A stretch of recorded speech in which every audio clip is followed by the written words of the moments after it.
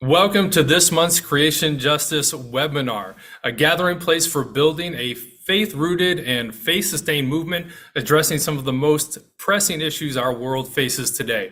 I'm Brooks Barrett, the Environmental Justice Minister for the United Church of Christ. I am joined by my esteemed co-host, the Reverend Michael Malcolm, the Executive Director for the People's Justice Council and Alabama Interfaith Power and Light. Michael, I am particularly grateful to be in this space with you and our guests today. In a fractured and war-torn world, we need spaces like this to come together in common cause on matters of critical importance. As we focus on the Pope's new exhortation today, what are your thoughts? Thank you. And first and foremost, let me say, hey, family, because I got a bunch of family on this here webinar with me, and I am just extremely excited. So I'd like to open it up with this theological thought, or this construct, if you will. So Pope Francis, in his third apostolic, exhortation, with the words of Saint Francis of Assisi, which says, "Praise the Lord for all creation." And today, this exhortation should resound louder than ever. As we are living in the midst of the war in Israel and Gaza, we're reminded that we should be grateful for all creation and not seek to destroy it. This does not settle on human lives. It should extend to all creation. Pope Francis quotes the saint of ecology because he has chosen to adhere to truth. Truth, our sense of God's ecology, is off-center. It is seen in the way that we treat our planet and her inhabitants. Pope Francis believes the science. He knows that we too must believe the science and move with a sense of urgency. Last, he knows that the call to action is a multi-faith call. In essence, all faiths are needed to call society back to center. As Pope Francis said, I cannot fail in this regard to remind the Catholic faithful of the motivations born in their faith. I encourage my brothers and sisters of other religions to do the same, since we know that authentic faith not only gives strength to the human heart, but also transforms life, transfigures our goals, and sheds light on our relationship to others and with creation as a whole. Thank you. Thank you, Michael. As always, your words are a blessing. That we appreciate that orientation and that setting of the stage for us today. I'll now introduce our panelists in the order in which they will be speaking. Dan Misleh is the founder of Catholic Climate Covenant, which formed in 2006. Dan has been involved in the social mission of the Catholic Church for decades and in climate issues for nearly 20 years. He and his wife, Susan, live in Cheverly, Maryland. They enjoy hiking and kayaking. They look forward to being first-time grandparents in December. Congratulations, that's exciting. Up next, we'll have Joelle Novey, who directs Interfaith Power and Light for the Washington, D.C., Maryland, and Northern Virginia areas. Through their work, congregations of many traditions are responding to the climate crisis together. Joelle speaks widely about the role of religious voices in the climate movement. She lives with her family in Silver Spring, prays at Minyan Segula, and serves on the advisory board of Dayenu, a Jewish call to climate action. Up next, we'll then have the Reverend Susan Hendershot, who is the president of Interfaith Power and Light, an organization with a mission to inspire and mobilize people of faith and conscience to take bold and just action on climate change. Reverend Hendershot believes climate change is a moral issue, disproportionately impacting those who are most vulnerable in our world. She gets her motivation and inspiration from her two sons. And then finally, today we'll have Imam Saffet Catovic, who is a longtime American Muslim community organizer, environmental leader, and author. He is a board member for Faith in New Jersey and the Parliament of World Religions. He serves as an advisor for the Yale Forum on Religion and Ecology, as well as Green Faith. He is the former director of Interfaith and Governmental Relations for the Islamic Society of North America, and he currently is director of the UN Operations for Justice for All, a faith-based human rights organization. He is a father of 5 and a grandfather of 5 living in New Jersey.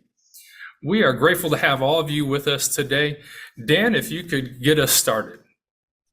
Yeah, thank you, Brooks. I appreciate it. And wow, it's great to be among so many friends. Yeah, I thought maybe what I could do is kind of the Catholic voice on this panel. Not that anyone else couldn't do this, but just what struck me about the Apostolic Exhortation, Laudate Deum, which of course means praise God in Latin. The first thing that struck me in reading through the document was Pope Francis has, unlike Laudato Si, which was broadly focused on the environment, this exhortation is focused specifically on climate change. And in fact, he doesn't even rarely, I shouldn't say he doesn't, but rarely does he even use the word climate change. He calls it a climate crisis. So he's really ramped up the urgency on this.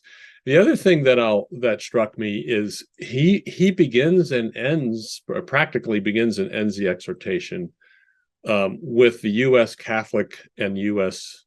broadly community in mind. So the way he does that is first he reminds all of us, and this, of course, this exhortation was written for the world, but he certainly reminds U.S. Catholics that in 2001, the U.S. bishops wrote a statement on climate change, one of the first statements out on climate change by a religious body. And so he quotes from that statement and, of course, footnotes it. So, and then at the very end of the encyclical, the exhortation, the second to last paragraph, he says, basically, if everyone in the world lived as Americans live, we would be toast. He doesn't use that word, but I think it's appropriate, literally and figuratively. So those are two things that struck me right away. The other thing that he does here that he didn't do in Laudato Si is he takes away all of our excuses to act on this. So he says, oh, sure, you want to argue the science? Well, you've got the United Nations, and he footnotes the United Nations, the UNFCCC. He quotes that extensively and takes away all of those scientific arguments. He takes away the blame game, where a lot of people will say it's these large families in poor countries that are driving up climate change. But he says, look, people in developed countries are the ones who are driving climate change. We're the ones who are dramatically increasing emissions into the atmosphere. And he takes away the economic arguments. This is too expensive to do. He says, look, what's expensive is not doing anything, because as we watch the world crumble under this heat waves and droughts and extreme floods, that's what's killing the jobs. What we know is that by doing energy efficiency work and considering our lifestyles and transportation and renewable energy, all of those things create jobs. So he takes away all of those excuses one by one. Then he warns us about this technological paradigm. This was also in Laudato Si, but it's in the exhortation as well. And he says we have to be super careful about thinking we can get our way out of this through technology. And in that section, he also talks about that we must have a new attitude about our place in the universe. We are part of creation, not apart from creation. And he uses this really interesting quote. I'm just going to do this one quote. Human life, intelligence, and freedom are elements of the nature that enriches our planet, part of its integral workings and its equilibrium. Human life, human intelligence, and human freedom are elements of the nature that enriches our planet. So he places humankind squarely within the planet, not apart from it. Then he moves into international politics. He kind of walks through all of the different conferences of the parties, and he says, look, there's been some progress here, but not enough. And there are too many self-interested nations and other organizations that are unwilling to give up their power in order to create something new, in order to do something bold and audacious and radical and necessary. So he talks about that quite a bit. And then he points to Dubai and says, this next COP has to have some very key elements if it's going to succeed. And he says, we have to move beyond concern, because we're all concerned about climate change, but we have to move beyond our concern and act. And that's like the 8 years between Laudato Si and now. He says we need action. And he says the binding forms of energy transmission, building forms of, he talks about energy transition, and he says it has to be efficient, obligatory, and monitored. And then he says the process to get there has to be drastic, intense, and count on everyone's commitment. So we no longer can say, yeah, we're going to try our best, but, we're really not going to fulfill our obligations. And then finally, he talks about the spiritual element, how we all must contribute to or examine our own deep spiritual longings and realize that that is part of what we need to recover, particularly in the faith community, and that we must embrace this new spirituality, this placing of ourselves within nature and not apart from nature. And in fact, all of nature, all plants, all animals, all landscapes reflect God's grandeur, and we must begin to recognize that and realize what we're about to lose. So it's an amazing document, and if you haven't read it, I encourage you to do so. Lots of great quotes in there from Pope Francis, which he's very, very quotable. So I'll stop there and just that's kind of my take on the Apostolic Exhortation. And what a great take it is. We appreciate what you have highlighted for us and drawn our attention to. We'll now transition to Joelle. Thank you. So I come to this, thank you so much for having me. I come to this as someone who has been working with Catholic communities across our region in trying to live out Laudato Si ever since it came out. As someone who's working with lots of people of faith across our region who are trying to discern what responding to the climate crisis would look like for them, but responding faithfully would look like for them. And I also come as a Jewish reader of this latest document. So what's striking to me about the exhortation, and this is, as Dan said, in contrast to Laudato Si, is primarily about tone, its directness, its brevity, and its impatience.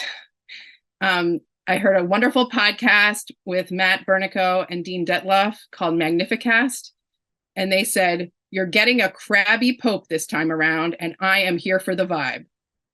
Things have only gotten hotter. I'm crabby too, and it is warranted." And I really appreciated that characterization. I think something that's a significant continuity with Laudato Si,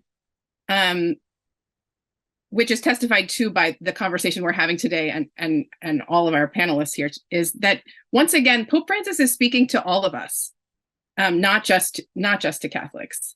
Right in the opening lines, "My brothers and sisters on a suffering planet." And so he's speaking to all of us because being alive in this time and on this planet we share is more important than whether or not we're Catholic. And so I very much feel invited and included in the audience for this document. So in a moment, I'm going to move into my role as the designated Jewish voice here today. But I wanted to just take a minute to call back to Reverend Michael, bringing the current violence in Israel and Gaza and the atrocities being committed into the space today. And just to name that for me and so many in your own communities, I suspect, this is a source of pain and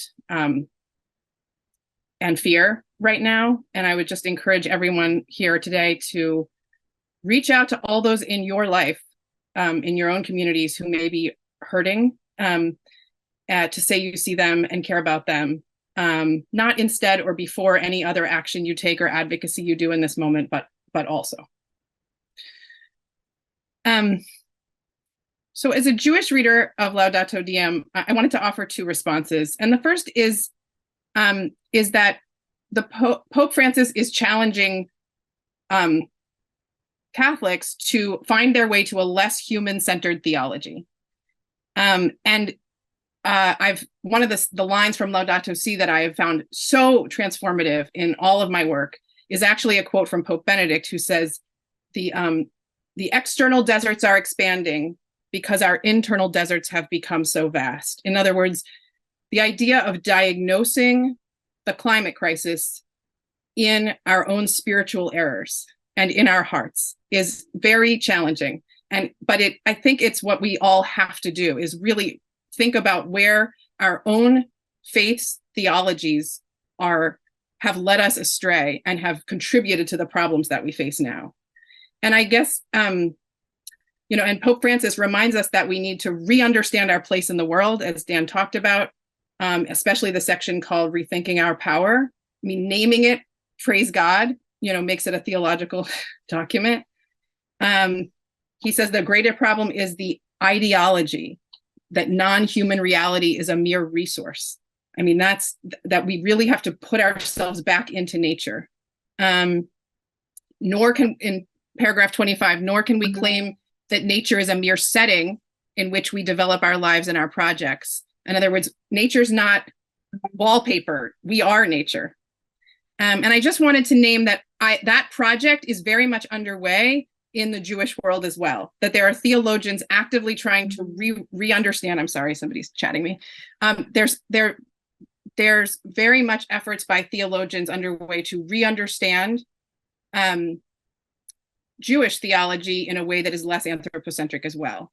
So Dr. Mara Benjamin at Mount Holyoke is actively working together with Dr. Judith Plaskow to put forward a less anthropocentric Jewish theology in light of the climate crisis. I think there's probably a book in process, but what I found so far is an article called Reading Psalms as the Water Rises, which I'd be happy to put in the chat in a minute. Rabbi Julia Watts-Belzer at Georgetown has been inviting Jewish communities to read again the story of Noah's Ark, which she worries has become our dominant paradigm for getting through the climate crisis or ecological crisis, and raising up all that it leaves behind, all that little boat and that one heroic guy, and like all of the way that's framed, all that gets left behind when we build an inadequate vessel and just say tough luck to anyone who can't get on or get a ticket. And what would it look like to re-understand the vessel that's called for, and how could we save everybody and everything? Let's ask the right questions. So I just want to say it was very nice to see that this kind of pushing towards a less anthropocentric theology is happening in the Catholic world in the same moment that I know it's also happening in the Jewish world. It's very hard to like transform our like unconscious theological frameworks, but I've seen some wording that has been helpful in the last year. There are people who talk about the more than human world rather than nature or outside or environment. They say the more than human world. I think that's a little shift that's very powerful. I've also heard people talk about non-human animals rather than just animals. Again, just like gently reminding us that we have a place. A more minor Jewish quibble with this document is the Pope's use of the term Judeo-Christian. The Pope's infallible, but I would invite all of you to avoid this term, Judeo-Christian, which is almost always used to when Christians are telling Jews what our scripture means, and is often also used to keep Muslim and other theologies out of the tent of our shared sacred space.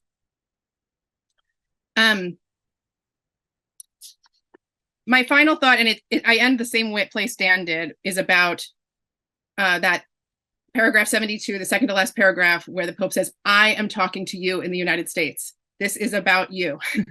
And I think it's very jarring, but also important, because there is such a strong dynamic, and happens to me in every conversation I have with people sitting on folding chairs in church basements about climate change. They want to look at who else's fault it is. They want to say it's those other countries. Oh, it's those neighbors that don't recycle.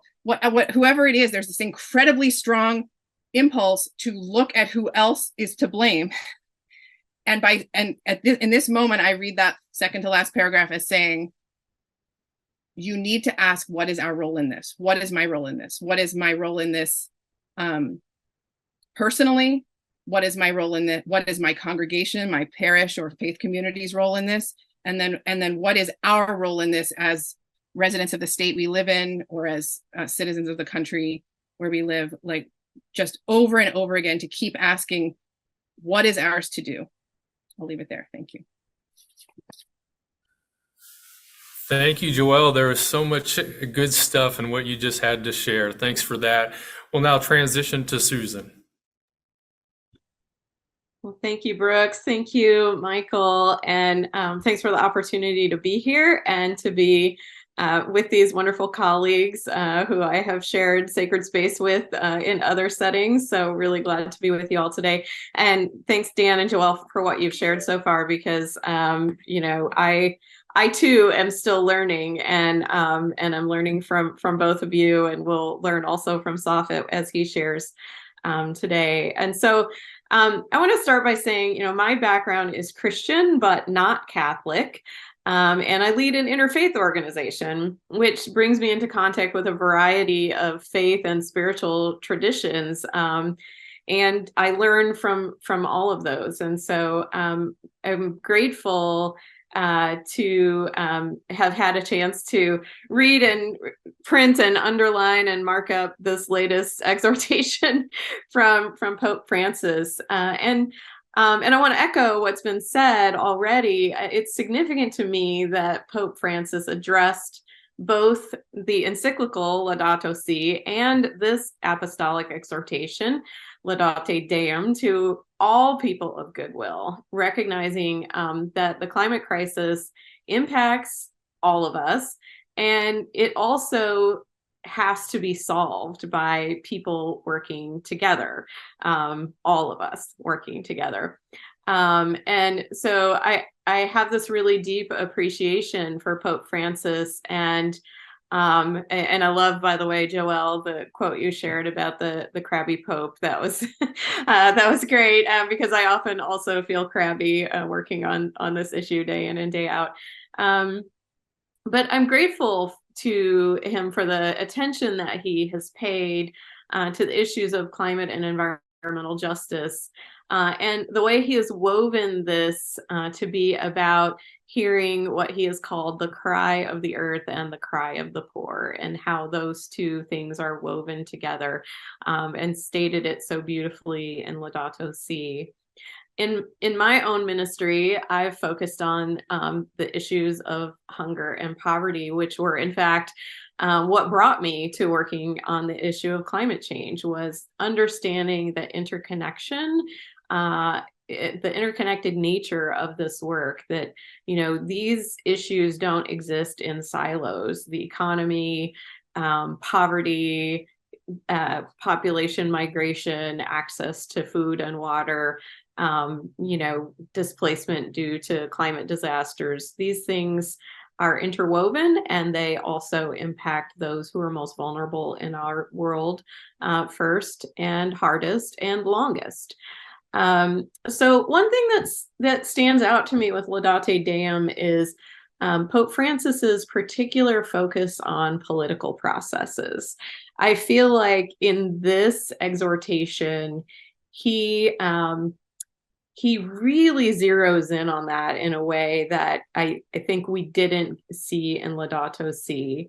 And it's true, I think, that he lifts up personal action as being important, but he's really clear that action must be taken to change public policies. And so just one quote that I pulled out, for example, which is in paragraph 38, if you're following along at home, he says that unless citizens control political power, national, regional, and municipal, it will not be possible to control damage to the environment. So I think that's, you know, that's pretty pointed in terms of what he is suggesting, that we have to be involved in political processes.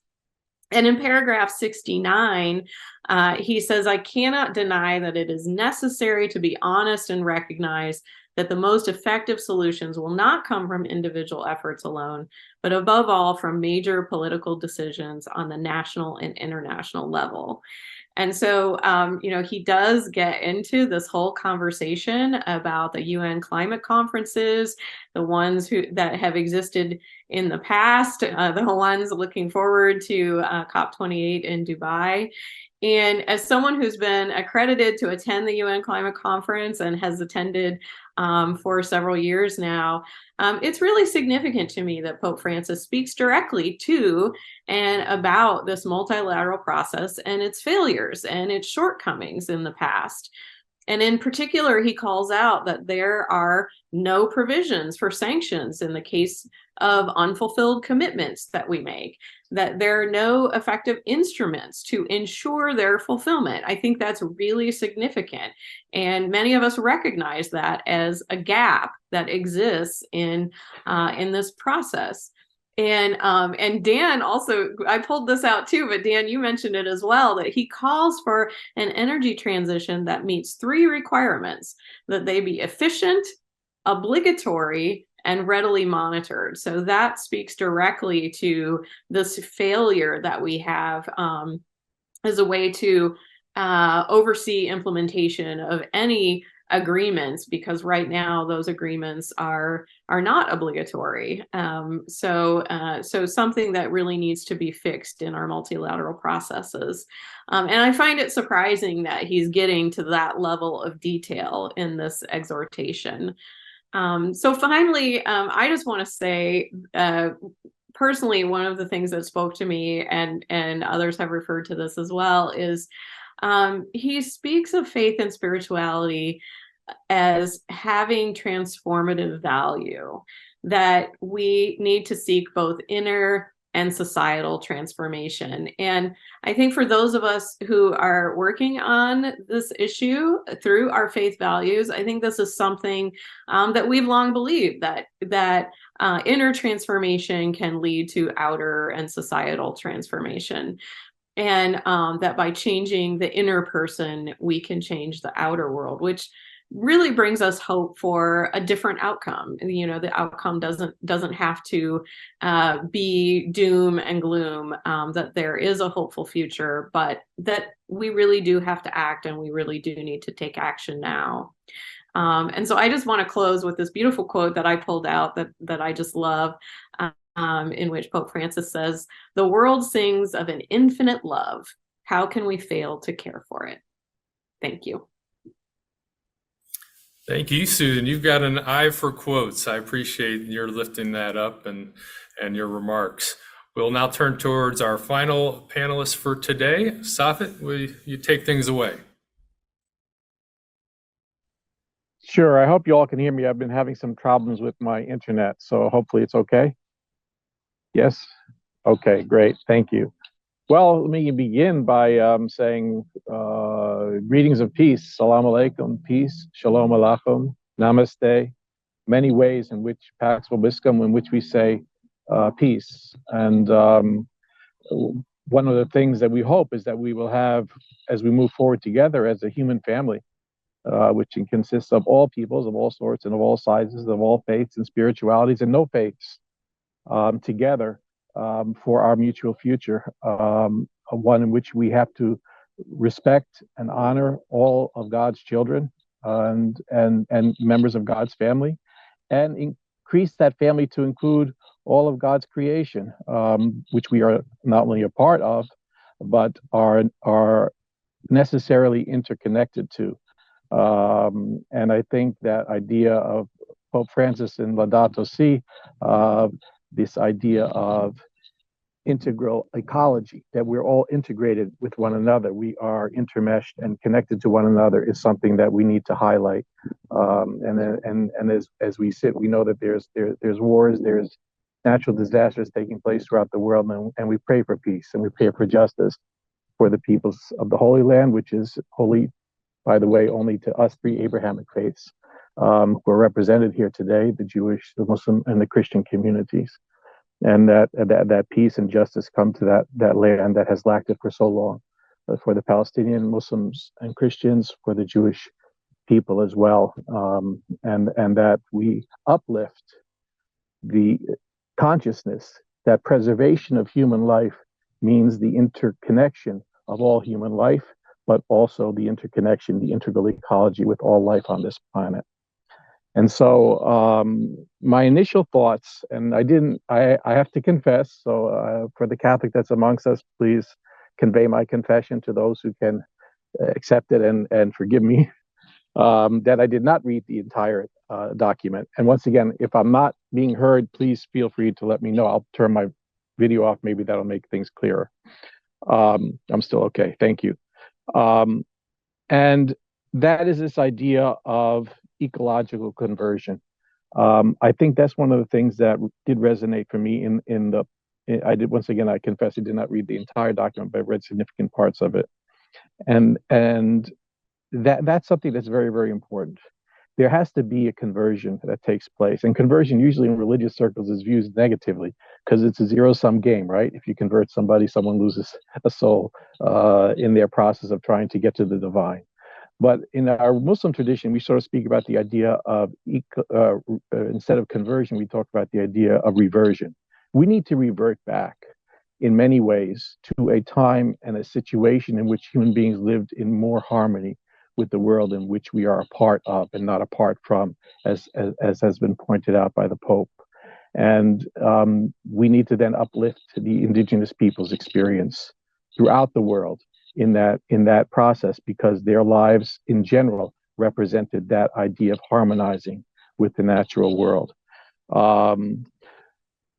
I really appreciated it in Laudato Si, and then continuation here, the focus on the anthropogenic causes of climate change. It is our responsibility. It is in our hands. We humans making this problem have made this problem, and we humans have to solve the problem. And I think that is, for me, is important, because climate denial is not only the denial of the science, but the denial of my involvement in that process, by word sometimes, but more often by deed. I do appreciate the Pope's calling out in a very clear way. My country, the United States, our country, the United States of America, when he notes the per capita emissions are twice as high as that of China, and not afraid to mention China in that context, and 7 times greater than the average of poor countries.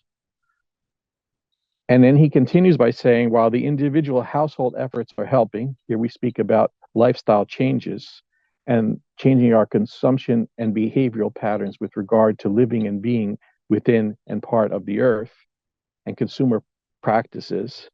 He continues by stating, quote, we can state that a broad change in the irresponsible lifestyle connected with the Western model would have significant long-term impact. It's a question of the chickens coming home to roost. Here in the United States of America, we had a couple of days ago, maybe about a week or so, before the climate summit held at the United Nations, there was the march on the street calling for an end to fossil fuels. Our president in the United States of America, Joe Biden, has declared an almost emergency. But the almost emergency is not an emergency. And the fact of the matter is, there are more permits being given for the extraction and exploration for new fossil fuels under President Biden than under the previous president. So there's a lot to be said with, I can't hear what's being said because what you're doing is making too much noise. I do appreciate the Pope's continuing movement of, with Laudato Si, talking to us and reminding us about the cries of the earth and the cries of the poor, and moving now to the area of protest. So the cries of the earth and the cries of the poor, that has to do with listening. Cries of protest has to do with acting, with people taking action and moving at all levels, and it's necessary at all levels, from the level of protest to the level of advocacy to the level of changing lifestyle choices and consumption behaviors, to the level of understanding the way in which we are spiritually connected and reconnecting spiritually to that world which we are a part of, the other than human world. And I think that that is very, very critical. If we think back about the historical trajectory of Laudato Si and the other declarations, faith declarations on climate change that took place in 2015, what immediately followed was the Paris Agreement, that historical signing on of promises to be made with regard to carbon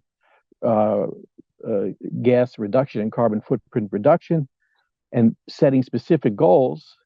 Obviously, many of those have not been kept. Almost all of them have not been kept. I think Morocco and I forget the other nation are only two nations that are on target to meet their goals and have met their goals regularly. But the idea is that that release of those religious documents providing a moral framing to the climate emergency which we are facing and which we are experiencing in real time changed the calculus of the political leaders in Paris. And the Paris Agreement was born. Maybe that same type of voice, moving from the area of listening to the cries and beginning to help address the cries, to moving to the area of protest, this area of activism, is something that will help to cause those who are meeting in the UAE, although there's a lot of folks that are feeling that it's going to be a case of greenwashing and sublimating the real issues that are affecting the most vulnerable amongst us under some sort of a smoke screens, and we can use the smoke screen quite literally because of the fossil fuel industry's presence and strength. One of the other things that I like that I found empowering about the Pope's presentation and some of what he had written was his direct calling out, and since I mentioned that, of the businesses, short-term interests of certain countries or businesses. It's all about the immediate next quarter profit showing. How does the profit benefit our stakeholders? The stakeholders are exclusively those who have investments in those companies. And the governments facilitate the work of the companies. So lion's share of what is happening in terms of greenhouse gas emissions is happening because of the fossil fuel industry.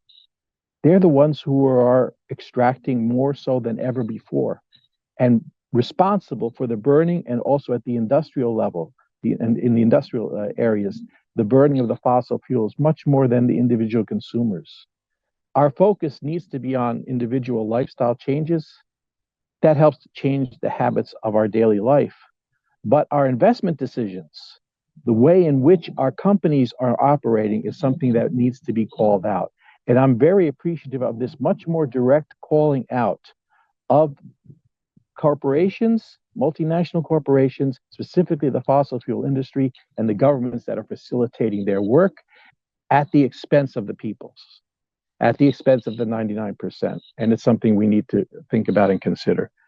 Lastly, I want to reflect on the possibilities going forward with regard to what needs to happen.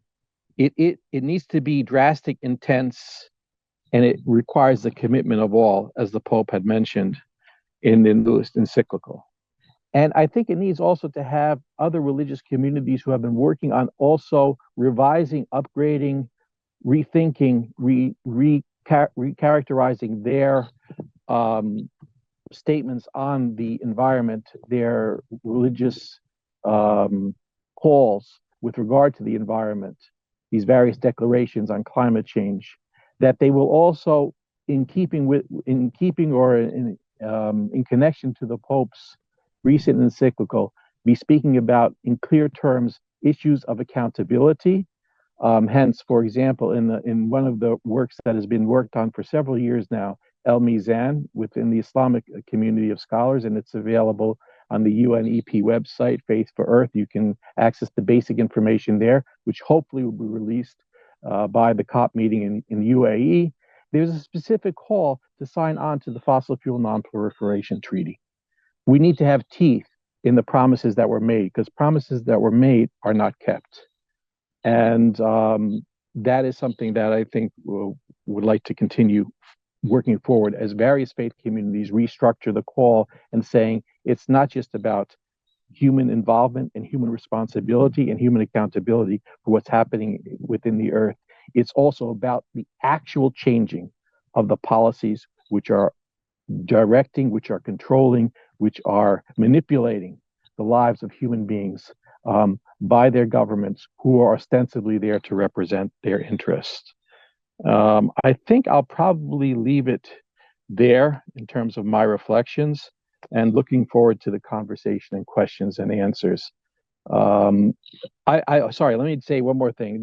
I think part of the idea was that how is there a little bit of a difference? And I do uplift the idea that Judeo-Christian civilization and even Judeo-Christian Islamic civilization leaves out a large part of the world.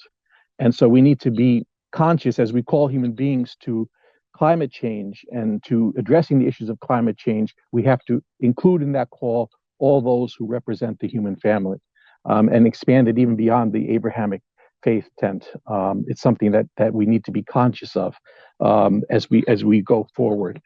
And one of the things that I think within the Islamic tradition that there's a little bit of a distinction with regard to, or a little bit of a larger embrace with regard to the issue of how faiths relate to and interconnect to the earth and this anthropogenic model or anthropocentric model that exists within the Abrahamic faith traditions to a certain level, is the idea that the entire earth in one of the traditions of the Prophet Muhammad is a place of worship. It's literally a mosque. It is a house of worship. And in the house of worship, if we just think about that in our minds, what do we do and what don't we do in the house of worship?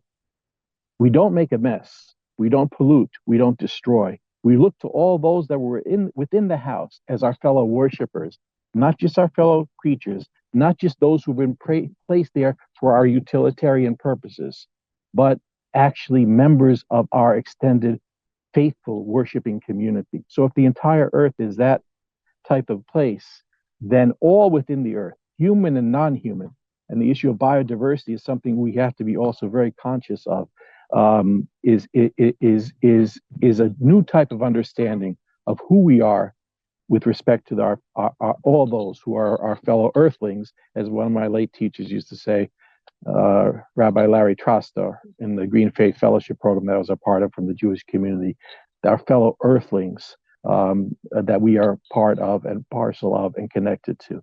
Thank you for allowing me to go. I hope I didn't go too much over, and hopefully my internet didn't break up.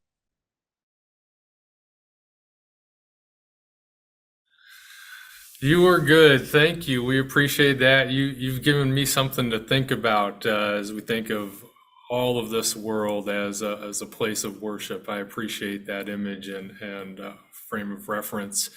We now have time to jump into questions. I always like to have Michael start us off with the questions. Michael, you have a question for us or a question from the audience? Absolutely, absolutely.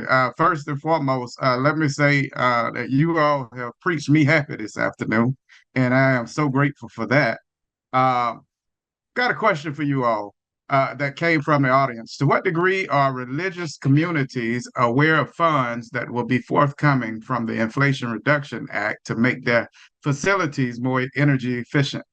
And how is the word getting out to the churches or communities of faith, and how could this be done more efficiently and effectively?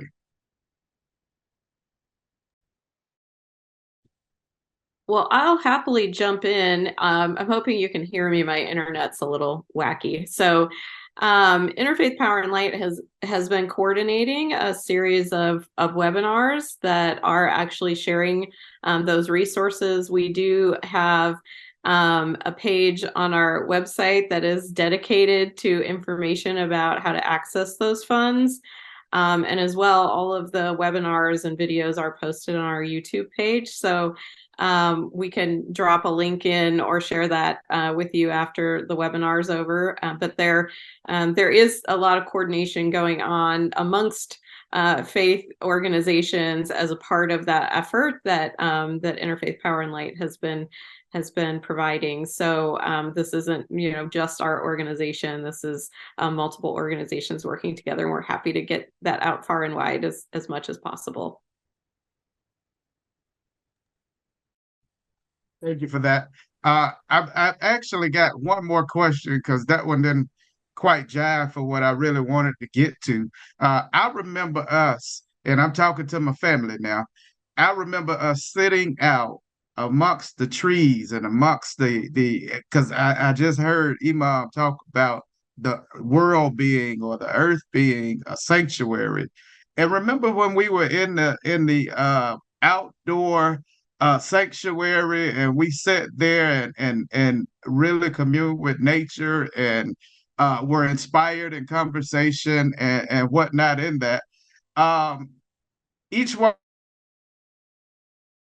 of us brought something different in that conversation. I'd love for our audience to hear us in that. And so I'll ask the question, as far as, in light of what we've heard, especially the sense of urgency that has been really put forth by the Pope, what unique attributes do you think that your community of faith bring to the table in this fight for our existence?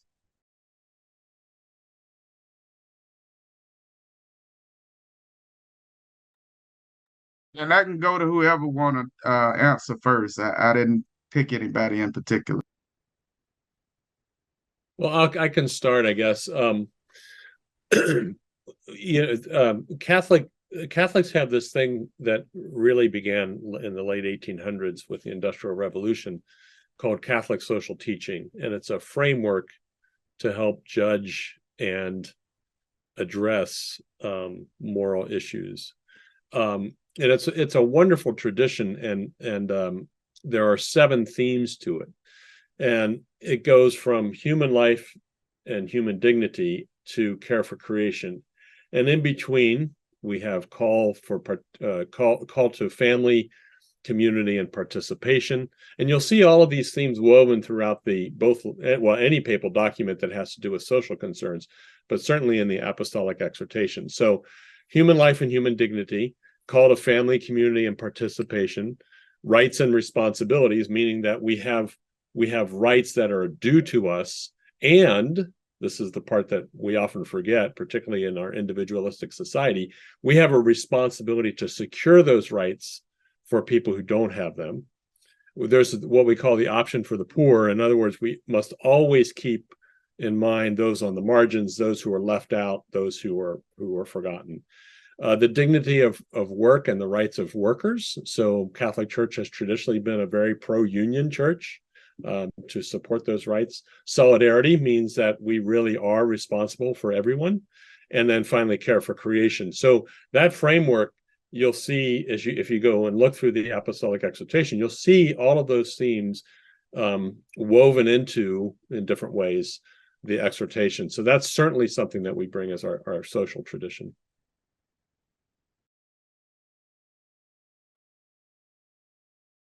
First, I'll say that I've been very affected by the scientist Katharine Hayhoe's reminder that all of us can respond to the climate crisis as who we are. Whoever we are is the right person to respond to the climate crisis, because the climate crisis threatens someplace that we love.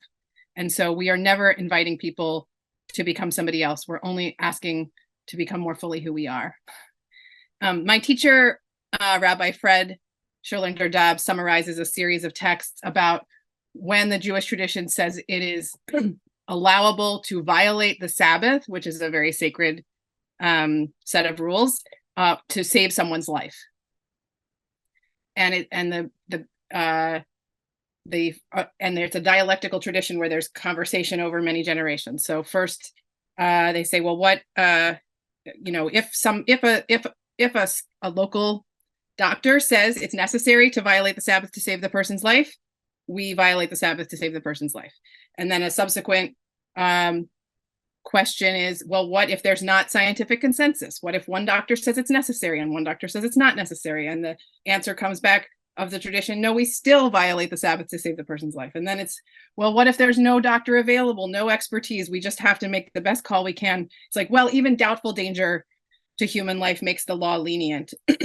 And there's a commentary from Joseph Caro in the Middle Ages who says, the person who rushes to do this, who rushes to break the Sabbath rules to save a life in a doubtful situation is honorable, but the person who stops to futz around and ask more questions, that's a murderer.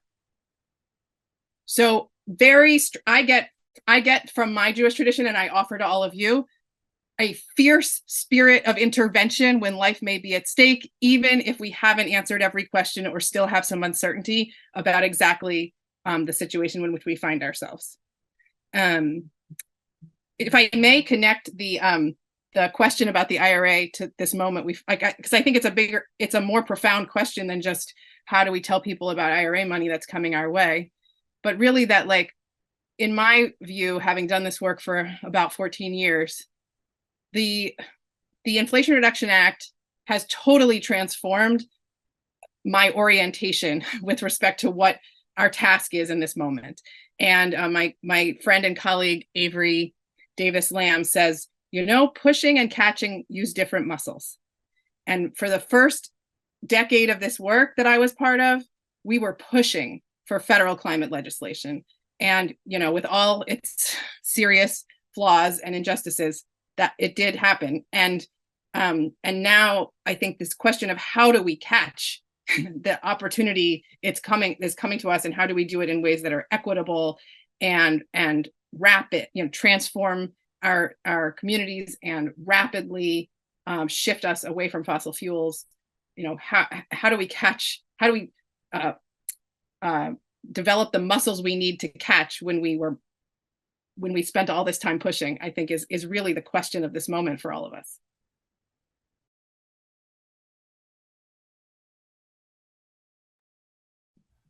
I think for me, someone else is going to speak. I can hold off. Go for it. Okay, thank you. I think for me, I mentioned the prophetic saying that the entire earth is a mosque or a house of worship, and therefore the saying continues, wherever you are, just find your direction towards the Kaaba, which is the central focal point of Muslim worship in Mecca. And turn in that direction, find yourself a piece of land or a piece of earth, and you can carry out your daily prayers in that format. And then the implications of that all of creation is actually our fellow worshipers. But there's another saying of the Prophet Muhammad that's interesting also, in that it connects us in this idea of inextricable mutuality and mutual interdependence, and not as us and them. And I think there's big problems with us and them in many ways, meaning us humans and them, everybody else. In terms of responsibility and accountability, it is us and them. But in terms of privilege, in terms of right to exist and right to live, it's all of us.